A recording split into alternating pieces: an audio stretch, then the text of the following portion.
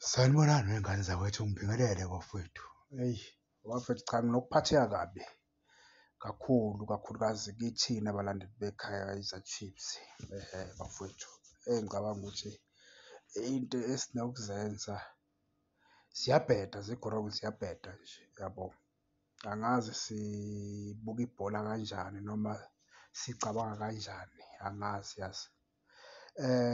Kule nto le kaNabu ngoba uNabu engekho nje,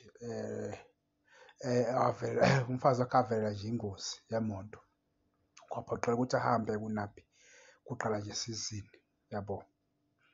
So ibambela lakhe-ke u-coach lo ombambele okwamanje, i-assistant yakhe yenza kahle, asiphiki yabo, angiphiki, yenza kahle, umdlalo nje muhle, impela iyawina yabo. Into e-wrong-ke eyenziwa abalandeli be-Chiefs abanye nokuwabuka nje la kwa-social media yabo. Othola ukuthi manje bathi uNabi noma enga-extend-a ahlale le noma boma-9 games angabuyi, yabo. Le nto le abayishoyo kuyinto ekhanda uqhekeko, noma ezogcina ikhanda uqhekeko phakathi kwe-team yabo. Khona abadlali abazoyithatha leyo nto beyifake emqondweni yabo, ekugcina ukuthi ekugcineni i-Chiefs ingasaphefumi ngale ndlela le ekumele ngabe iphefoma ngayo mase kubuya uNabi, bese kuthiwa hhayi vele uNabi nguye obhedayo yabo. Kanti abadlali bathatha leyo nto leyo beyifake la emqondweni le eshiwo abalandeli abadoma yabo. Abalandeli abangacabangi ibhola, bayicabangela bona ngoba le nto le yinto ezokhanda ekugcineni ezokhanda i-team ukuthi i-team igcine ingasaboni ngasolinye yabo. Ngoba uzofika uNabi uyabona uNabi ubuyele egemini enzima ye-Sundowns yabo, okuyi-possibility ukuthi singayidliwa singayiwina yabo. So uma kungenzeka siyidliwe kuzobe sobala bathi hhayi vele uNabi akahambe yabo, kwashe kwacima, kwashe kwacima, kwashe kwacima yabo.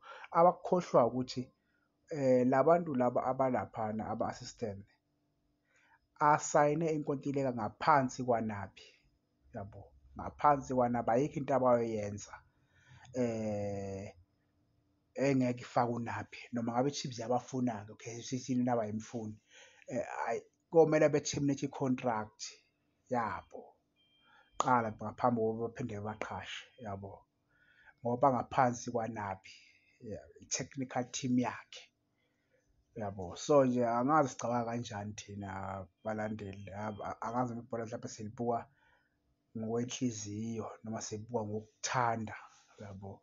Asiphiki, ibambela lakhe lenza kahle kakhulu, liyawina, alina-lose, alikhonsidanga yabo. Kodwa naye futhi ibambela lize lasho lathi baya-communicate-a noNabi everyday, nama-section bawenza bonke noma engekho la kodwa ukhona kubo yabo.